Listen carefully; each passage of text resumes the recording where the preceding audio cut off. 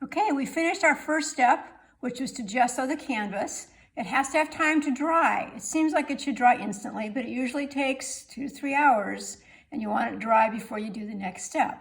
Okay, for step number 2, we mix a color that we want to be our tone that we're going to be lifting paint off from. In class, we've usually used transparent earth red, transparent iron oxide, and ultramarine, a mixture of these. Mix a great big glob so you have enough to both cover the canvas and then also paint outlines and your design on it. This way you can vary your underpainting from either an orange from the transparent earth red all the way to a deep grayish black if you mix a lot of blue into it, or blue of course. But you can subdue the orange with the blue. And so we'll do that next.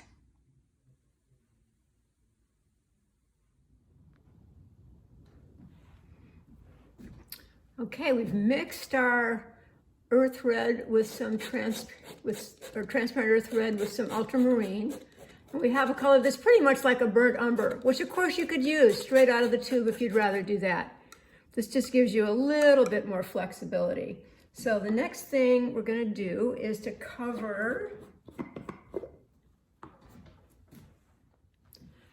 the canvas with this paint mixture. Big brush mixed with a little bit of Gamsol.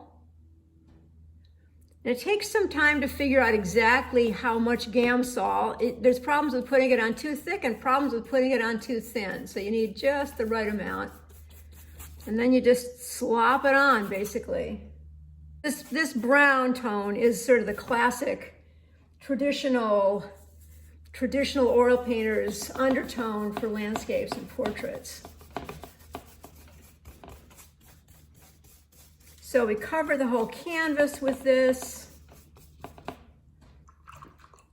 When I paint myself, since I've done this for so many years, I often use sort of many different colors on the underpainting, but that's been sort of hard for the students to do from the beginning.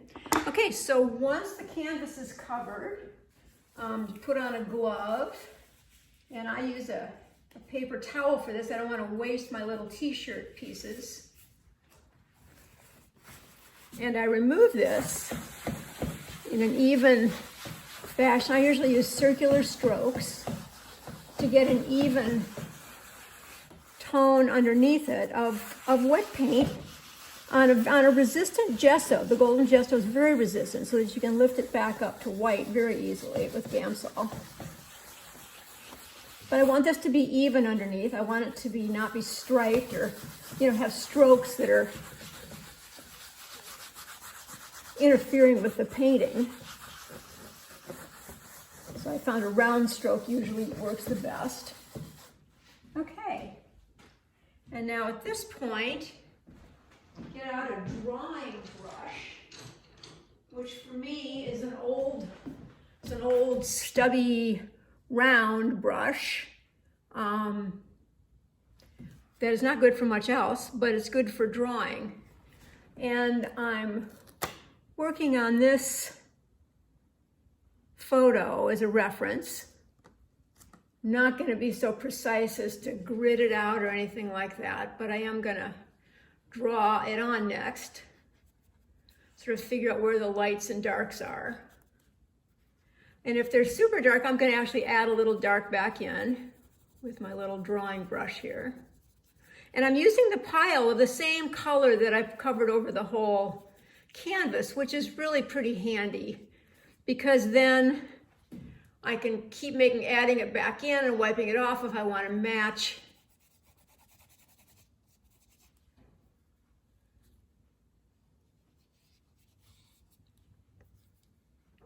what's this underlayment.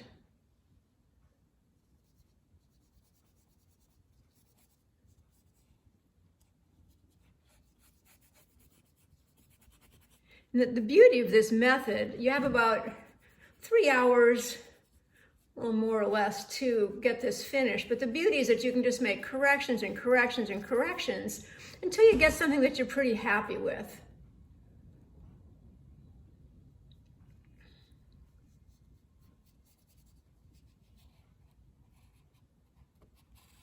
Just putting some outlines in now to sort of help me figure out where I'm going with this. Adding the darkest areas. This is the bottom of a tree line where you're always going to see it a little darker at the bottom. So I want to make sure I have plenty of paint down there. Same thing on the other side.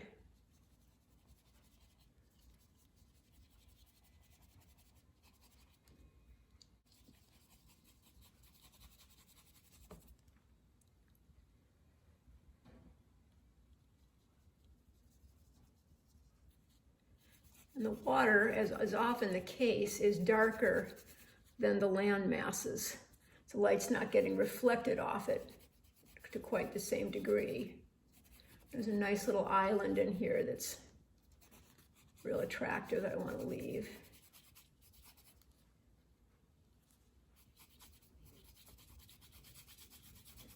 And then after I get this part drawn in, and colored in, nice reflection off the hillside that's creating a really dark shadow down here. I'm going to get out my pieces of t-shirt, and I'll show you those, and then remove lights with, I can go all the way to white pretty much if I dip the t-shirt in Gamsol, wearing a glove, and then using a dry t-shirt for areas that follow the photo exactly. I'll bring the landmass across here. I'm not sure I'd do that if I were doing a painting from this. You can always make changes if you want to. You're not locked into any photo that you ever use.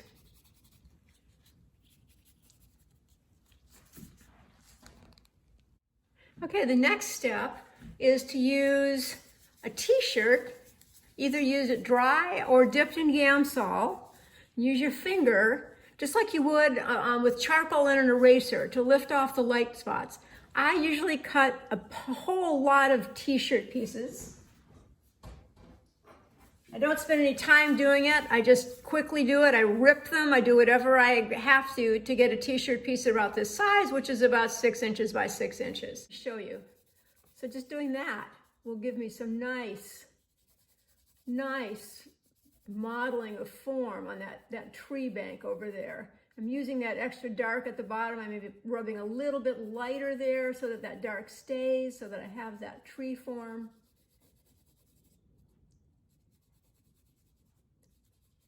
Everybody's all excited about grabbing the Gamsol, and then sometimes you get it too light. But if you get it too light, okay, now I'm going to put some Gamsol on this. You can always add back paint, which is really the beauty of this technique and why it is so good for an underlayment for a portrait, because you can keep making corrections until you have the likeness that you want. And also remember as you're doing this that you're continually repainting your painting. If I'm doing this and I find that I don't like the line that I'd put on earlier, change it, continually redo it so that it's more and more correct and more the way that you envision this painting looking when you're done. If you've got too much paint on your t-shirt, go to a different part of the t-shirt. So you can see you can get quite lighter, and I can go back over this now with more Gamsol and go, actually this is still just a dry t-shirt, make it lighter and lighter. And these trees are also a very light part of this photograph.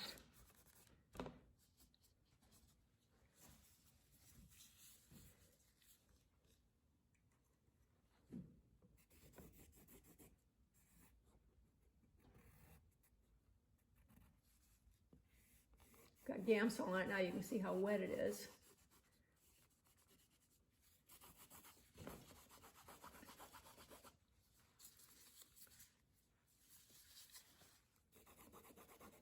I'm redrawing this a little bit as I go because I'm not totally happy with the shapes I had to start with.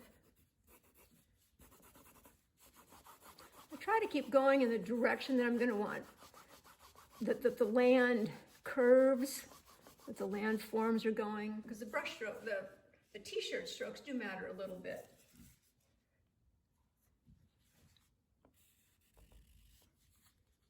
This is sort of fun because you can just change it so quickly.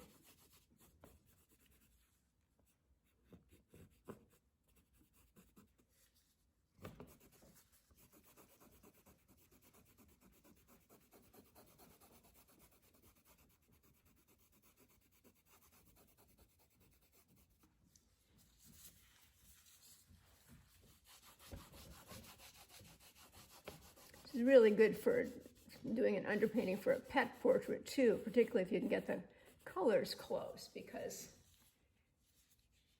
get a lot of detail. Okay, my t-shirt is pretty much used up. I've got a little corner up here that I can get a little more out of, and then it's time to switch to a different t-shirt. Now, I've seen a lot of students make these t-shirts, these long, draggy things that are maybe 6 inches on top, but then they're 12 inches long. And what happens is at the bottom of the t-shirt starts dragging all over the painting and messing it up. So try to stick with this square shape. And then as soon as it's full of paint, toss it out. Go to your next piece of clean t-shirt. Is actually kind of fun to keep going to a new t-shirt here. Okay, I'm going to smooth out this extra paint that I put in back. I want to try to keep it dark. May make it darker in the final stage when we put real paint on this, but I want to keep it kind of dark.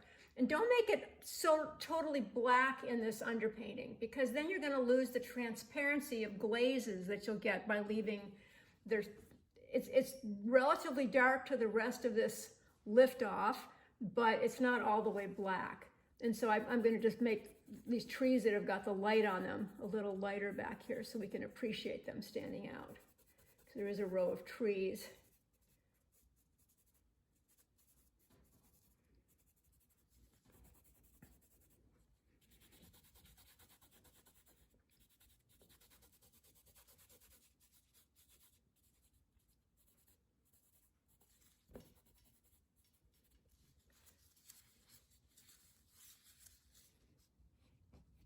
Using the tip of your fingernail, you can get little branches and things too, but I think with the painting like this, we don't want to get into too much detail at this stage. And I'm going to lighten the water a little bit, even it out a little bit, because it's not really quite that dark. It's also a good way to disappear some edges if we find a place where there's not a real dramatic edge and you want to make it really easy to get value degradations very quickly.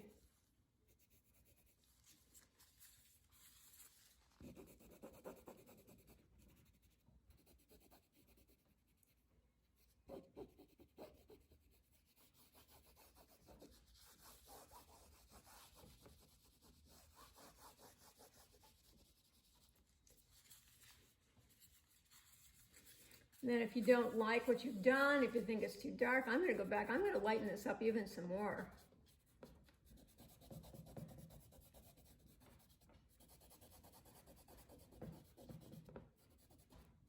And again, when I paint over this with real paint, you know, I can make more corrections. I can change where things are. I can make them lighter or darker. I'm not locked into anything here. Okay, I want to add a little dark back up in here. Wasn't quite as dark as what I want here too. I sort of like these. I'm going to change my direction because there's a reflection coming down into the water here, so I'm going to make that a little more vertical. I just think it'll read a little better. This is a reflection too up there.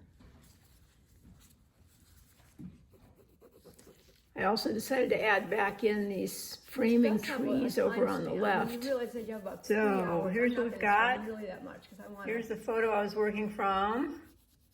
Just quickly. Pretty close. Now this really needs to dry I let it dry for a week. You know, you can probably paint over it in a couple of days, but you're much more likely to lift up some of the paint underneath. And I like to sort of be able to do glazes and start clean. So I just sort of routinely put them away for a week and then come back and paint on them again. But this gives you a good basis to start with. And obviously I made many, many corrections after the first drawing in, and I'm pleased enough with it right now. And I can keep making corrections when I put the real paint on. You know, you're not with oil paints, you're never locked into anything. You continue to repaint the same painting all the while you're painting it. Okay, that's it.